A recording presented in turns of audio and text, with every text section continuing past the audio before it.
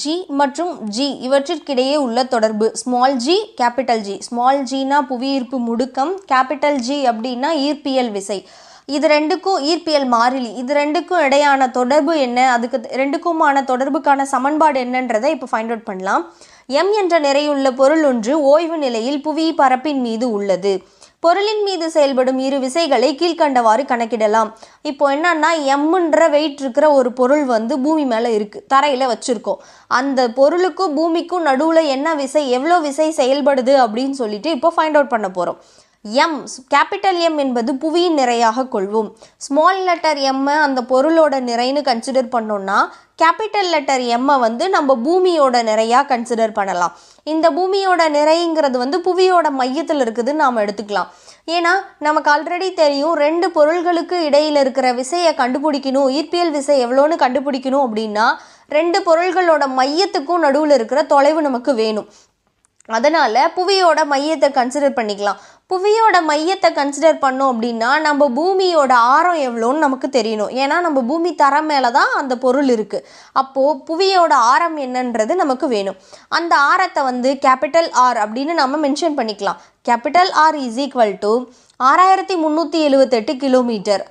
இந்த 6378 கிலோமீட்டர் அப்படின்றது வந்து இந்த புவியோட ஆரம்ங்கிறது வந்து சிறிது மாற்றம் இருக்கும், இடங்களை பொறுத்து மாற்றம் இருக்கும். அதுக்கான காரணம் என்னன்னா நம்மளோட பூமி வந்து ஃபுல்லாக வட்ட வடிவில் இருக்கிறது கிடையாது, நம்மளோட பூமி நீள்வட்ட வடிவத்தில் இருக்குது. அதனால் துருவங்களில் வந்து அதோட ஆரம் வந்து வேறுபடும். அதனால் இதை தோராயமாக நாம் எப்படி எடுத்துக்கலாம், 64,000 கிலோமீட்டர் அப்படின்னு சொல்லிட்டு நாம் இப்போ கன்சிடர் பண்ணிக்கலாம். இந்த பிக்சரை பாருங்களேன், ஜி மற்றும் ஜி இவற்றிற்கிடையே உள்ள தொடர்பு கண்டுபிடிக்கிறதுக்கு இந்த பெரிய சர்க்கிள் வந்து நம்மளோட எர்த்தாவும் சின்ன சர்க்கிளை ஆப்ஜெக்டாகவும் எடுத்துக்கிறோம். பெரிய சர்க்கிளோட சென்டர் கேபிட்டல் எம், சின்ன சர்க்கிளோட சென்டர் வந்து ஸ்மால் எம். இது ரெண்டுக்கும் இடையில இருக்கிற அந்த டிஸ்டன்ஸ் வந்து ரேடியஸ். அதுக்கப்புறம் வந்து இதோட விசை எவ்வளோ, ஃபோர்ஸ் எவ்வளோன்னு கண்டுபிடிக்கப்படும். இப்போது நியூட்டனின் பொது ஈர்ப்பியல் விதிப்படி புவிக்கும் பொருளுக்கும் உள்ள ஈர்ப்பு விசை, ரெண்டு பொருளுக்கும் இருக்கிற ஈர்ப்பு விசையை கண்டுபிடிக்கிறதுக்கு நாம் வந்து பொது ஈர்ப்பியல் விதியில் ஒரு ஃபார்முலா கண்டுபிடிச்சி வச்சுருந்தோம். F is equal to capital G capital M1 M2ன்னு அதில் எடுத்துப்போம். இங்கே ரெண்டு பொருளுக்குமான நிறைய வந்து கேபிட்டல் M ஸ்மால் எம்னு எடுத்துருக்கிறதுனால நாம் என்ன பண்ணுறோம், G into capital M into M divided by R square அப்படின்னு சொல்லிட்டு எடுத்துக்கிறோம். இதே போல் பொருள் மீது செயல்படும் விசை மதிப்பை நியூட்டனின் இரண்டாம் விதிப்படி கணக்கிடலாம். இவ்விதிப்படி விசையானது பொருளின் நிறைக்கும் முடுக்கத்திற்கும் உள்ள பெருக்கற் பலனாகும். இப்போ நியூட்டனோட செகண்ட் லா படி சொல்லும்போது ஒரு விசைங்கிறத எப்படி சொல்லலாம், ஒரு பொருளோட நிறைக்கும் அதோடைய முடுக்கத்துக்குமான பெருக்கல் பலன்னு சொல்லலாமா? அப்போ என்ன பண்ணலாம், இங்கு பொருளின் முடுக்கம் புவியீர்ப்பு முடுக்கத்திற்கு சமமாக இருப்பதால் இங்கே பொருளோட முடுக்கம்ன்றது என்ன, நம்ம புறவிசை நாம் வந்து ஒரு முடுக்கத்தை கொடுக்க போகிறது கிடையாது, புவியீர்ப்பு முடுக்கம் தான் இங்கே நடக்க போகுது. அப்போ புவியீர்ப்பு முடுக்கத்தை என்னன்னு சொல்லலாம், ஸ்மால் ஜின்னு சொல்லலாமா? அப்போது ஏக்கு பதிலாக நம்ம முடுக்கம் ஏக்கு பதிலாக ஸ்மால் ஜின்னு கன்சிடர் பண்ணிக்கிறோம்.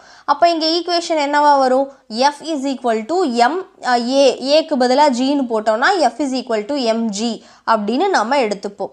இப்போது நமக்கு முன்னாடி இருந்த அந்த F சமன்பாட்டையும் இந்த F சமன்பாட்டையும் ஈக்குவேட் பண்ணுறோம். ஈக்குவேட் பண்ணும்போது mg is equal to capital G capital M small m divided by R square அப்படின்னு சொல்லிட்டு ஈக்குவேஷன் கிடைக்குதா? இதில் ரைட் சைடு லெஃப்ட் சைடு ரெண்டு சைடுமே ஸ்மால் எம் இருக்குது. அப்போது அந்த ஸ்மால் எம்மை நம்ம கேன்சல் பண்ண முடியுமா?